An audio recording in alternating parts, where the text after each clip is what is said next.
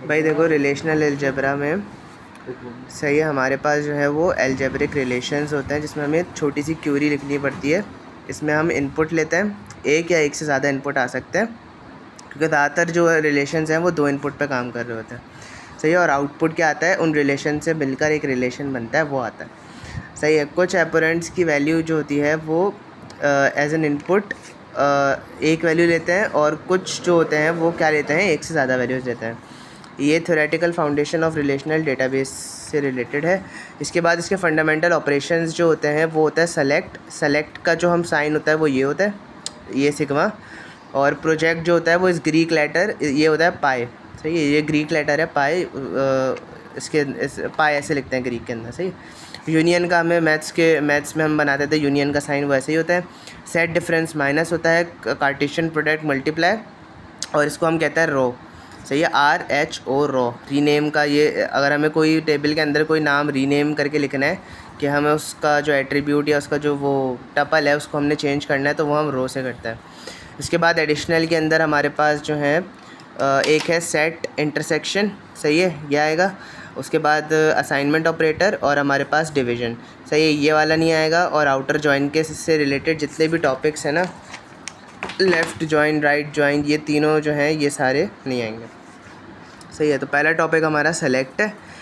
सही है, select type that satisfy a given predicate, it is denoted by lower case Greek letter sigma. सही है, only one input it will take, यानी कि सिर्फ एक इनपुट लेगा ये। अब इसमें होता ये है कि जैसे हमारे पास एक टेबल है। सही है, अब टेबल्स जो है मैंने वो उसकी PDF वो वर्ड फाइल जो है उसको शेयर किया था मैंने, उसके अंदर देख लेना टेबल्स बने होंगे। अब क्या है इसका सिंटैक्स, क्या होता है कि हमने यहाँ पर एक सिग्मा लेते हैं। सही है, फिर हम यहाँ की सिलेक्शन की कंडीशन लेते हैं और फिर हम उस टेबल का नाम लिखते हैं, उस टेबल का नाम जिससे हमने वो चीज़ लेनी है। सही है, जहाँ से हमने वो चीज़ सेलेक्ट करी है उस टपल का नाम लिखते हैं। टपल लिख, हाँ टपल का नाम नहीं, उस टेबल का नाम, मतलब उस टेबल का भी अपना एक नाम होता है। सही है, उस वो हम यहाँ लिखेंगे। ओके, अब क्या है एग्ज़ाम्पल लेंगे। एग्ज़ाम्पल में हमारे पास फॉर एग्ज़ाम्पल यहाँ पर लिखा हुआ है DID इक्वल्स टू 2 और एम्प्लॉय। इसका मतलब ये है हम D यानी कि समझ लो ये डिपार्टमेंट ID है और हम वहाँ से हम जो है वो 2 यानी कि उस डिपार्टमेंट ID नंबर लिखा हुआ है 2, और ये हम कहाँ से ले रहे हैं, ये एक एम्प्लॉय नाम का एक टेबल बनाया है। सही है, वो टेबल भी शायद मैंने उसमें होगा वर्ड फाइल के अंदर, वहाँ से खोल लेना, उसके अंदर एम्प्लॉय टेबल होगा। एक सेकंड, अगर मेरे पास हो मैं तुम दिखाता हूँ, एक सेकंड। देखो इस तरीके से, अब मैं तुम्हें आगे एग्जांपल में समझाता हूँ।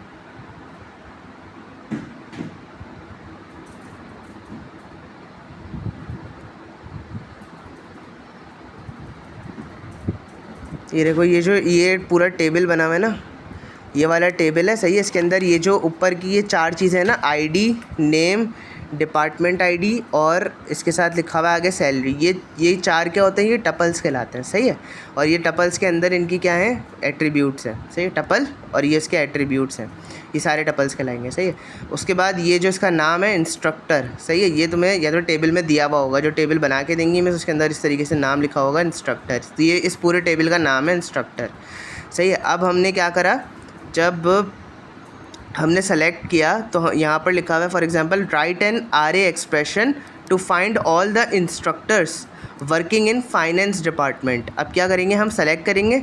सही है, डिपार्टमेंट नेम से, यानी कि हमें इस डिपार्टमेंट के नेम के अंदर से क्या निकालना है, वो वर्कर्स निकालना है जो फाइनेंस के डिपार्टमेंट में काम करते हैं। तो department name equals to finance, तो फाइनेंस को हम किस में लिखेंगे, स्ट्रिंग है ना, स्ट्रिंग को हम कैसे लिखते हैं, डबल कोट्स में लिखता है, तो कोट्स में लिख दिया फाइनेंस, इसको हमने इक्वल्स टू में लिख दिया यहाँ पे। देखो department name equals to finance, और कहाँ से लेंगे हम, इस टेबल का नाम लिख दिया विच इज़ इंस्ट्रक्टर, तो ये आ गया। अब यहाँ पर इसमें देखो कौन कौन से लोग हैं जो फाइनेंस डिपार्टमेंट में हैं। ये देखो ये पूरा है, ये फाइनेंस का, ये फाइनेंस लिखेंगे तो ये पूरा टेबल ये उठा के हमें आउटपुट में शो करेगा, ये वाला यूसुफ वाला। उसके बाद दूसरा फाइनेंस कौन सा है, ये नीचे वाला नील, तो इन दोनों को ये क्या करेगा, आउटपुट में शो कर देगा, इनकी सारी एट्रीब्यूट, सारे टपल्स को हमारे पास बनवा देगा which is ID, name, department name and salary. सही है, उसके बाद अगर हम दूसरी एग्जांपल देखें तो यहाँ वो बोल रहा है find all the instructors with salary greater than 87,000। अच्छा एक बात याद रखना, यहाँ पर मैंने लिखा है इसका स्क्रीनशॉट भले तुम लोग इस पेज का ले लो। यहाँ पर मैंने लिखा है कि ऑपरेटर्स जो हम सेलेक्ट के अंदर यूज़ कर सकते हैं वो है equals to, not equals to, greater than equals to, less than, lesser than equals to. सही है, तो ये सारे ऑपरेटर्स हम यूज़ कर सकते हैं। तो जैसे अब ये आया 87,000 से सैलरी ज़्यादा होनी चाहिए, तो अब हम उसी टेबल को लेंगे। सही है, सेम टेबल अगर हम लें, इसमें सैलरी वाला है ना पूरा सेक्शन, अब हम क्या करेंगे, सेम हम वही लिखेंगे, ऐसे टपल ये बनाएंगे, वो टपल बोल रहा हूँ सिलेक्शन का। उसके बाद यहाँ लिखेंगे हम सैलरी लिखेंगे। सही, क्योंकि हम सैलरी से ले रहे हैं, और सैलरी पे हम लिखेंगे कि ग्रेटर देन सैलरी किससे होनी चाहिए, 87,000 से। सही है, और फिर हम उसके टेबल का नाम लिख देंगे विच इज़ इंस्ट्रक्टर। सही है, अब क्या होगा, वो सारे वो सैलरी वाले को आउटपुट में शो कर देगा जिनकी सैलरी 87,000 से क्या है, बड़ी है। सही है, अब यहाँ देखो, इसने सारे वो टपल्स शो कर दिए जिनकी सैलरीज़ क्या हैं, हाँ, जिनकी सैलरी क्या है 87,000 से ज़्यादा है। जैसे यहाँ पर ये कंप्यूटर साइंस का स्टूडेंट ये है रॉबिन, इसकी क्या है 90,000 सैलरी है। इसकी फाइनेंस डिपार्टमेंट का है ये यूसुफ, इसकी कितनी है 95,000 और इसकी 80,000। तो ये टेबल के अंदर भी आप देख लो, इसने सबसे कंपेयर करा और जिसकी सैलरी 87 से बड़ी थी उन सबको इसने आउटपुट में डाल दिया। सही है, ये सेलेक्ट का एक और हो गई। अच्छा, एक और एग्जांपल यहाँ पर देख लो।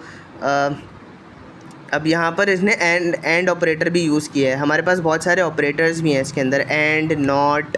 सही है, मैंने इसको भी यहाँ पर मेंशन किया हुआ है, आई गेस।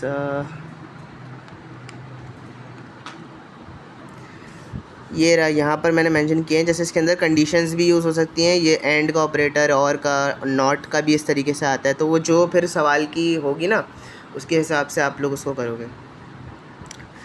तो अब यहाँ पर इसने क्या बोला हुआ है कि आपको फाइंड करना है सारे उन इंस्ट्रक्टर्स को। देखो टेबल का नाम दिया हुआ है यहाँ पे। सही है, find all the instructors who are working in the finance department and, तो एंड ऑपरेटर आ गया, drawing the salary greater than 87,000। तो पहले क्या करोगे, जो दो हमने सिलेक्शन वाले किए थे ना, उन दोनों को आपस में जोड़ दोगे और बीच में एंड का ऑपरेटर लगा दोगे। ये देखो इस तरीके से। यहाँ पर हमने लिखा ये सिलेक्शन वाला आ गया, सिलेक्शन का सिग्मा आ गया। सही है, सिग्मा के नीचे लिख रहे हैं ये सारा कुछ, डिपार्टमेंट नेम फाइनेंस जो हमने पहले वाली एग्जांपल में किया था, और सैलरी ग्रेटर देन 87,000, और बीच में हमने एंड ऑपरेटर यूज़ कर लिया। तो अब ये फाइनेंस डिपार्टमेंट का वो बंदा जिसकी सैलरी 87,000 से ऊपर है उसको हमारे पास आउटपुट में शो करेगा। और आगे इंस्ट्रक्टर हमने किसका लिखा हुआ है, वो टेबल का नाम लिखा हुआ है। तो यहाँ पर ये आगे देखो, यूसुफ की सैलरी कितनी थी 95,000, और फाइनेंस डिपार्टमेंट में काम करता था। दो लोग थे ना फाइनेंस डिपार्टमेंट में, उन दो में से भी एक की जो सैलरी थी वही थी सिर्फ 95,000, बाकी दूसरे वाली की नहीं थी, तो उसने सिर्फ एक नाम शो कर दिया। इस तरीके से ये होगा। आई होप सेलेक्ट समझ आ गया होगा। अब ये है प्रोजेक्ट। प्रोजेक्ट क्या है, प्रोजेक्ट के अंदर ना प्रोजेक्शन जो है बेसिकली वो हमारे पास होता है ग्रीक लेटर पाई से डिनोट होता है। सही है, इसमें क्या होता है, रिज़ल्ट जो होता है वो डुप्लीकेट रॉस का वो एलिमिनेट हो जाता है। यानी कि अगर हमारे पास दो जॉन है तो अगर हम नाम प्रिंट करवाएंगे तो वो एक ही प्रिंट करेगा। अगर एक हमारे पास टेबल के अंदर दो जॉन हैं तो वो एक ही प्रिंट करेगा इस तरीके से। सही है, डुप्लीकेट नहीं शो करता ये। इसका सिंटेक्स क्या होता है, वही डबल आई लिखेंगे इस तरीके से, ये पाई का होता है। और उसके बाद एट्रीब्यूट 1, एट्रीब्यूट 2। ये प्रोजेक्शन जो होती है ये हमें डायरेक्ट जो है वो टपल्स को डायरेक्ट सेलेक्ट करके उनका पूरी की पूरी जो है उनकी डिटेल्स निकाल देता है। ये सिलेक्शन की तरह नहीं करता है काम।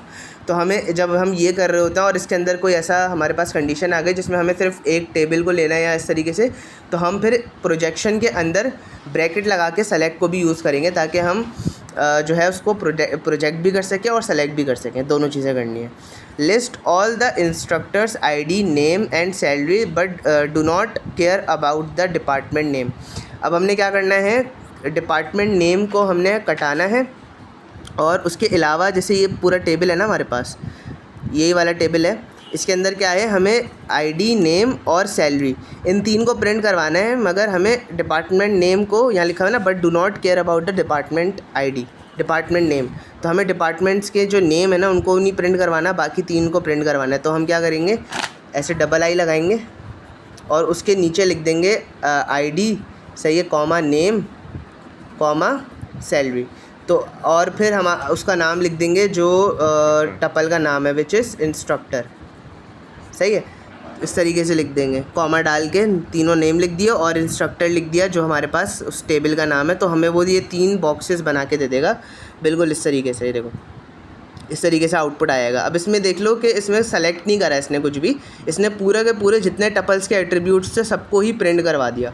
तो इसमें सेलेक्ट वाला काम नहीं हो सकता, हमें सेलेक्ट का अलग से लगाना पड़ेगा अगर हमारे पास कंडीशन आ गई तो, और जो कि दूसरे क्वेश्चन में आपके पास आ भी जाएगी। देखो यहाँ बोला है find the name of all the instructors in the computer science department. सही है, कंप्यूटर साइंस स्पेशली बोल रहा है कि जो कंप्यूटर साइंस के लोग हैं उनके मतलब जो स्टूडेंट्स कंप्यूटर साइंस डिपार्टमेंट में हैं या स्टूडेंट्स नहीं, या जॉब वाले जो भी हैं, तो उनके नेम प्रिंट करवाने हैं। तो अब देखो यहाँ पर क्या हुआ, पहले तो हमने नेम को प्रोजेक्ट करवाना है, सिर्फ नेम को। सही है, जो नेम वाला सेक्शन है हमें उसको प्रोजेक्ट करवाना है। अब हमें सब नहीं करवाना, हमें सिर्फ कंप्यूटर साइंस के स्टूडेंट्स का करवाना है। तो हम सेलेक्ट करेंगे, फिर इसमें ये ब्रैकेट आया, सेलेक्ट का ये सिग्मा आया, फिर इसमें डिपार्टमेंट नेम। अब डिपार्टमेंट नेम के अंदर हमारे पास जो है कौन सा है, कंप्यूटर साइंस।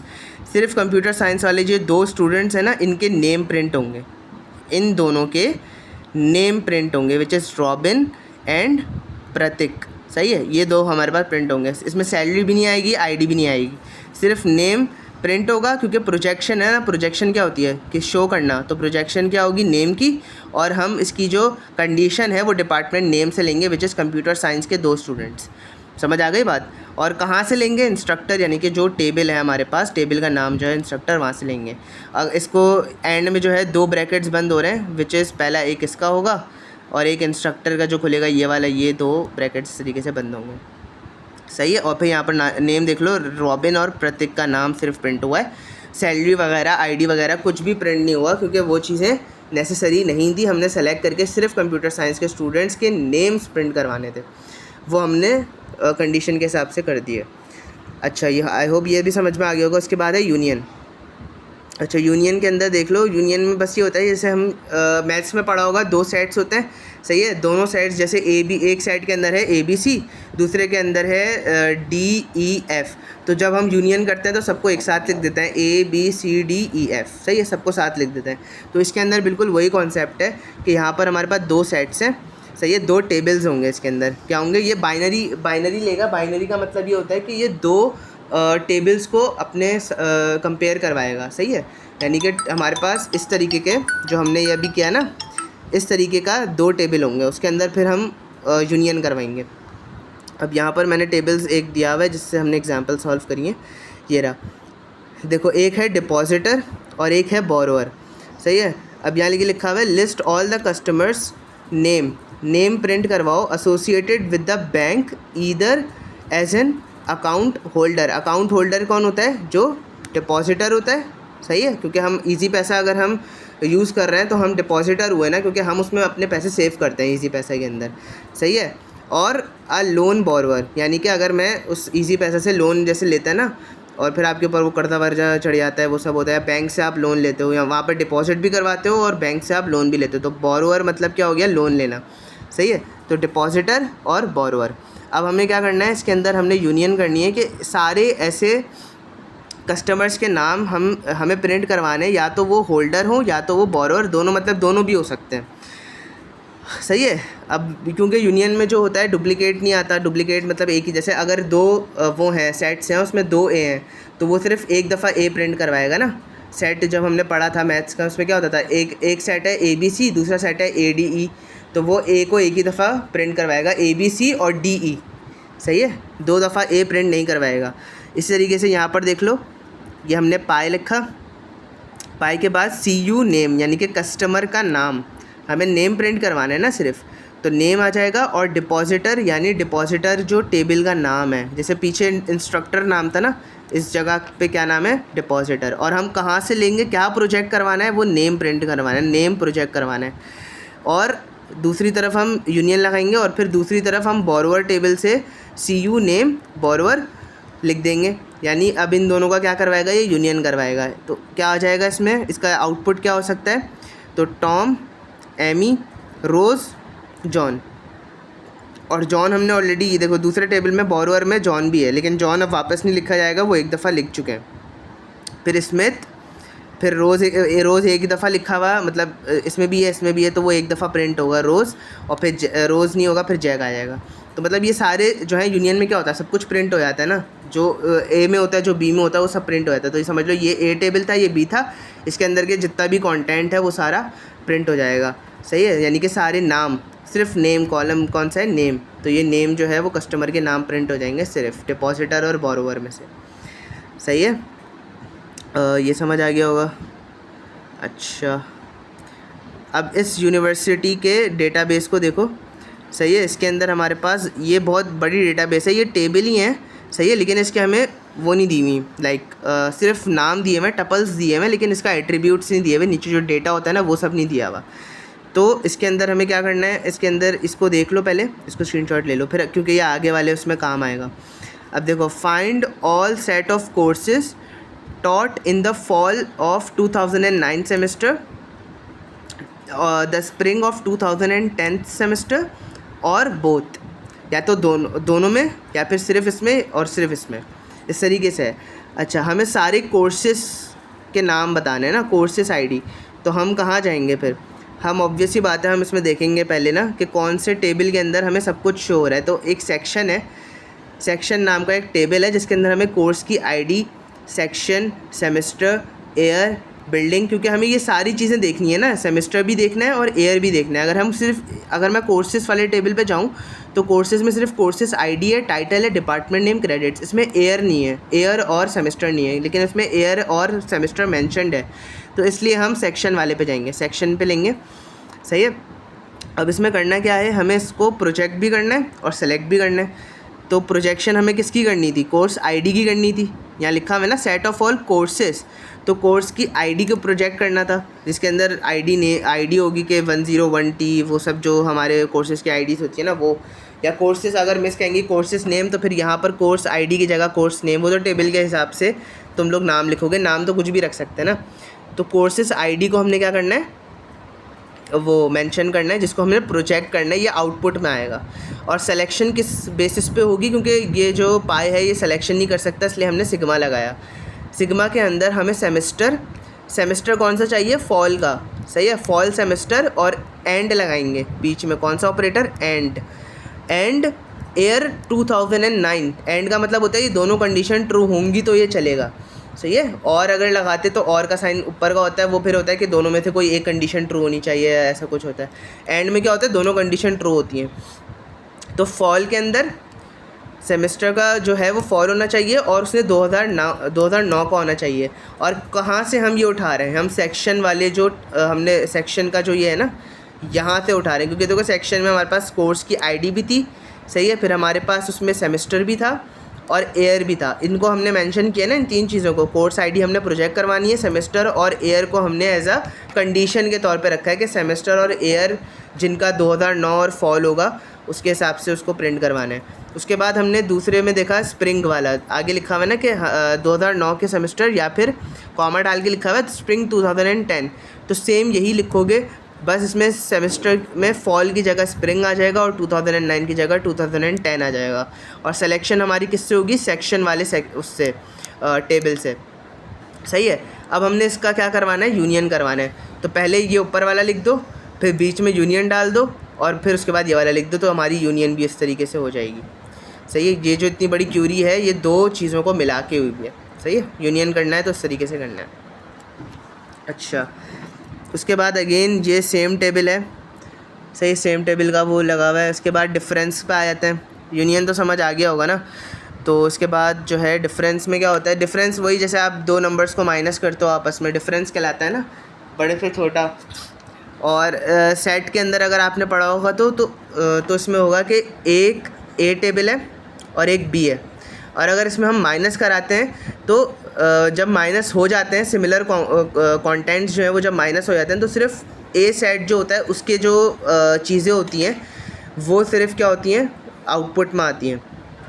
सही है, इसका मतलब ये है कि जैसे यहाँ पर देखो, ये टॉम, एमी, रोज़, जॉन, स्मिथ, रोज़, जैक, इसका डिफरेंस करवाओ। टॉम टॉम को देखो पहले ए के अंदर है, बी के अंदर नहीं है, सही है। एमी नहीं है। रोज़ है, रोज़ को क्या करवा दो, माइनस करवा दो। फिर जॉन है, जॉन को माइनस करवा दो। अब बचा क्या, टॉम और एमी। क्योंकि ये डिपॉजिटर वाला ए है, ये ए सेट है और ये बी सेट है, तो मैंने बताया ना ए सेट के जो कंपोनेंट्स बच जाएंगे सिर्फ वो आउटपुट में आएंगे। इसका मतलब है टॉम और एमी जो है वो क्या आ जाएगा, आउटपुट आ जाएगा। और यहाँ पर जो हमारे पास बचे हुए हैं जैक और स्मिथ, ये सब नहीं आएंगे, ये दोनों नहीं आएंगे क्योंकि ये बी पार्ट है, ये बी वाला सेट है। तो बी वाले सेट जो होता है वो आउटपुट में नहीं आता, ए सेट आता है विच इज़ डिपॉजिटर। तो ए सेट डिपॉजिटर से टॉम और एमी क्या आ जाएंगे, आउटपुट में आ जाएंगे।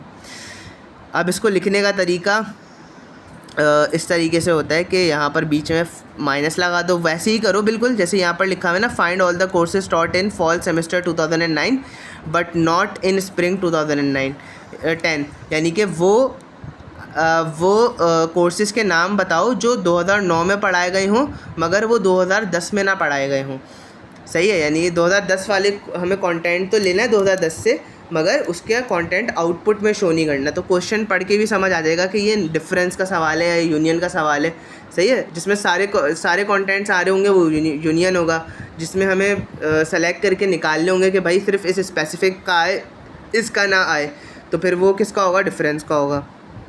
अब देखो हमने इसमें सेम वही करा है, कोर्स लिया, पहले प्रोजेक्ट करी आईडी, कोर्स आईडी, उसके बाद उसमें सिग्मा डाला। सिग्मा मतलब उसको सेलेक्ट करवाना है which is semester, semester fall, year बीच में एंड डाल के ईयर 2009 कहाँ से ले रहे हैं, सेक्शन से ले रहे हैं। सेम इसमें नीचे वाले में किया और फिर उसके बाद जब लास्ट हमने किया इन दोनों को मिला के बीच में क्या लगा दिया, माइनस लगा दिया। अब वो क्या करेगा, दोनों में से सेम वाले कोर्सेज़ को माइनस करेगा और सिर्फ 2009 वाले जो कोर्सेज़ बचेंगे उनको वो प्रिंट करवा देगा, सही है। तो 2010 के जो होंगे सेम वो उसमें नहीं आएंगे।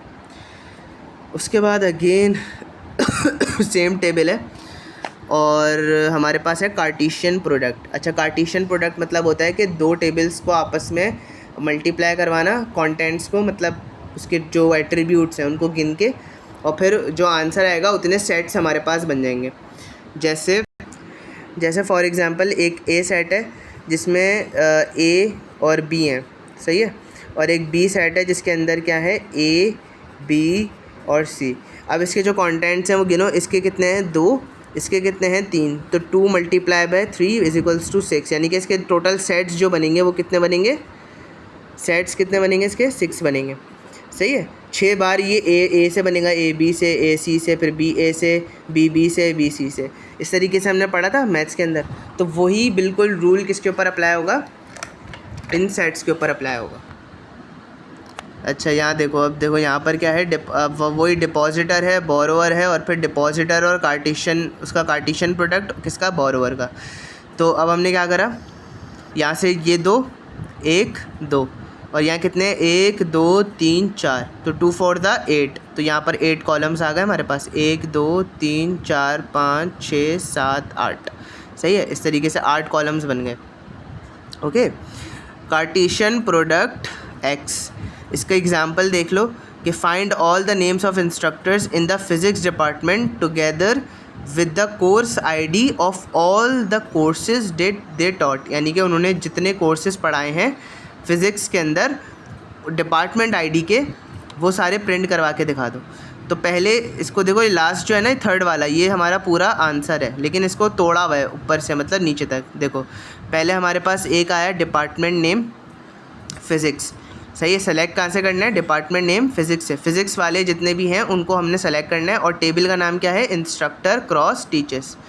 टीचर्स ये रहा, मतलब वो जो टेबल होगा ना वो टीचर ने दिया हुआ होगा, वैसे तो मैंने शायद नीचे लिखा, हाँ ये रहा, ये वाला टीचर्स का टेबल है, और जो इसके बराबर में है वो इंस्ट्रक्टर का है, सही है। तो इंस्ट्रक्टर और टीचर्स का जो हम वो करवाएंगे कार्टेशियन प्रोडक्ट, वो ये होगा नीचे जो आया हुआ है, सही है। 2 4 8, इसमें भी यही आएगा, 8 जो है कॉलम्स बन गए इसके अंदर, सही है। अब हमें क्या करना है, कंडीशंस अप्लाई करनी है इसके ऊपर। जो पहली कंडीशन होगी ना फ़िज़िक्स डिपार्टमेंट की, तो अब होगा क्या कि हमारे पास जितने भी बायोलॉजी के हैं वो सारे क्या हो जाएंगे, गायब हो जाएंगे। जब हम कंडीशन कौन सी अप्लाई करेंगे कि डिपार्टमेंट कौन सा होना चाहिए, फ़िज़िक्स का होना चाहिए, तो बायोलॉजी वाले सब गायब हो गए, सही है। अब हम कौन सी कंडीशन अप्लाई करेंगे कि हमारे पास जो प्रोजेक्शन की है वो ये करना है कि instructor.id इक्वल्स टू teachers.id, यानी कि इंस्ट्रक्टर आईडी जो है वो टीचर की आईडी से मैच होना चाहिए। यानी कि यहाँ देखो कि जो हमारे पास इंस्ट्रक्टर आईडी है 10101, ये हमारी टीचर की आईडी जो है 10101 से मैच होनी चाहिए। तो अब हम जब ये थर्ड वाली कंडीशन अप्लाई करेंगे तो वो वाले टेबल गायब हो जाएंगे जिनकी आईडी सिमिलर नहीं थी। सही है, यहाँ पर देखो पहले ये बायोलॉजी गायब हुआ तो ये बचा, इसमें से वो गायब हो गया जिसके अंदर आईडी सिमिलर नहीं थी। सिमिलर किसकी थी? 787 राज, जो कि फ़िज़िक्स पढ़ा रहा था, उसकी सैलरी कितनी थी? 87,000, और उसकी टीचर आईडी भी सिमिलर थी। वो पढ़ा क्या रहा था? फ़िज़िक्स, क्योंकि हमें स्पेशली फ़िज़िक्स का टीचर चाहिए, हमें फ़िज़िक्स वाले टीचर को प्रोजेक्ट करवाना है। सही है, इस तरीके से ये बाकी चीज़ें हैं। अब हम वापस आएंगे और थर्ड वाली जो लास्ट स्टेटमेंट है उसमें क्या है? हमें प्रोजेक्ट क्या करवाना है?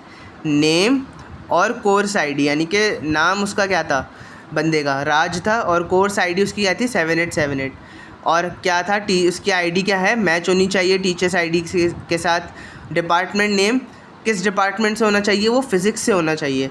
और कौन सा टेबल है? Instructor cross Cartesian product teachers. अब जो हमारे पास लास्ट में बिल्कुल आएगा वो आ जाएगा ये पूरा आ गया। इसमें से हमने क्या प्रिंट करवाना है? नेम और कोर्स की आईडी विच इज़ 7878, बल्कि सॉरी कोर्स की आईडी क्या है? फ़िज़िक्स 101। तो फ़िज़िक्स 101 कोर्स आईडी आ गई और राज नाम आ गया उसका, क्योंकि हमारे पास यहाँ पर था ना कंडीशन में कि हमें नाम और उसकी कोर्स आईडी जो है वो आ जाएगी फ़िज़िक्स 101। तो हमने ये दो चीज़ें प्रिंट करवानी थी। ये सिर्फ एग्जांपल की वजह से इतना लंबा हो गया, वरना जो था वो डायरेक्ट भी लिखते तो आसान था। आई होप ये समझ में आ गया हो कि कैसे हमने उसको क्रॉस करवाया और कैसे हुआ। तो ये आई थिंक टेबल जो होगा, मिस ने एक ही टेबल दिया हुआ होगा और उसी टेबल से जो है वो मल्टीपल क्वेश्चंस को सॉल्व करवाएंगी। मतलब 2 टेबल दिए होंगे या 1 टेबल दिया हुआ होगा छोटा सा, तो उसी के ज़रिए फिर वो बाकी सारे काम होंगे। हमें इतनी बार अलग अलग टेबल्स नहीं मिलेंगे। इस तरीके से रीनेम आ जाता है। रीनेम के अंदर हमें पता है रॉ लगाते हैं हम। सही है, रॉ साइन ये होता है। इसके ज़रिए क्या करते हैं हम लोग? नेम चेंज करते हैं। अब देखो इसकी मैं डायरेक्ट एग्जांपल दिखा देता हूँ। ये इस तरीके से जैसे हमने पहले वाला क्वेश्चन सॉल्व किया था ना, तो यहाँ तक तो सिमिलर था, वो नेम कोर्स आईडी तक।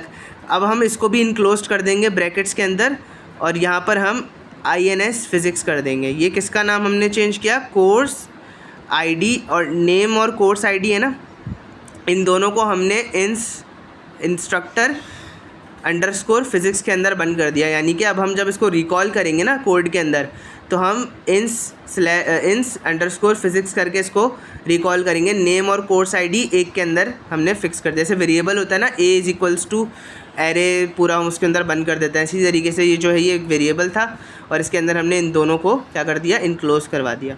तो ये इस तरीके से लिखा जाएगा। जब हम अगर रीनेम का मिस ने बोला कि रीनेम करके दिखाओ, तो इस तरीके से ये पूरा लिखा जाएगा। इसका स्क्रीनशॉट ले लेना या वीडियो बना लेना, जैसे भी करना हो, इसको सेव कर लेना इस तरीके से। ये थोड़ा क्लियर नहीं है क्योंकि मोबाइल के अंदर है।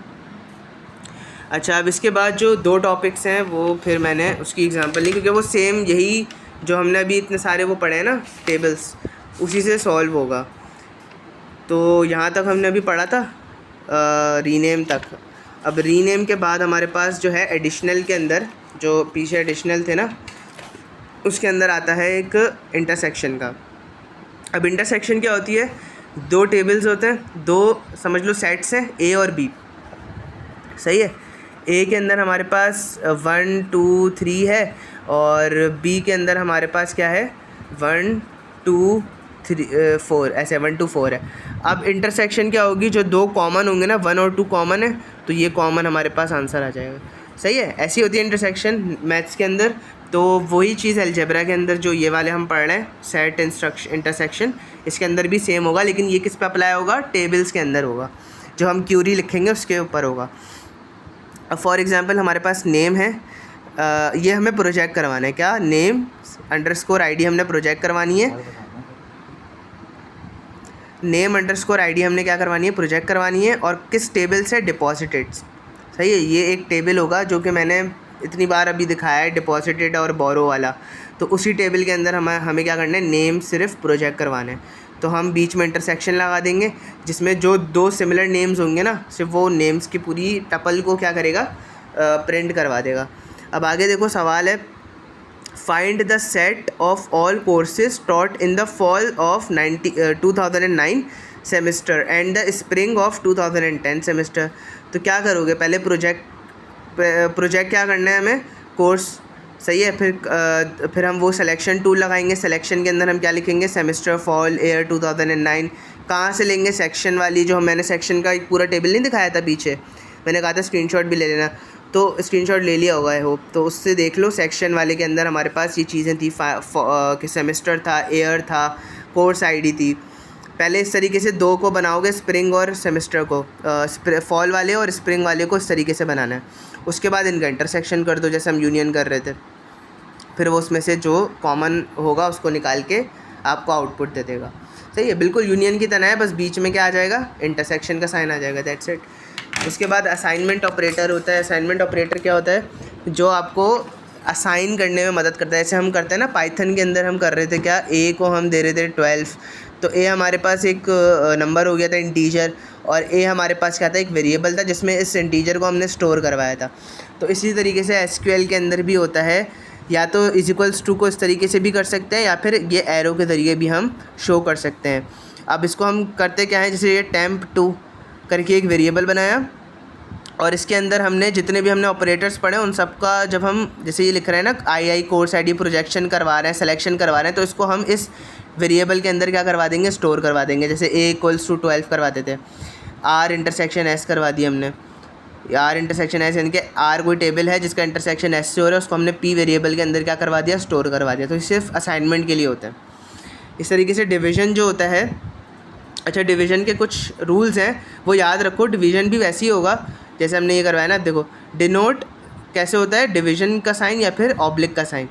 इसमें होता ये कि R1 जो है वो R2 से सिमिलर होना चाहिए सॉरी पॉसिबल होना चाहिए।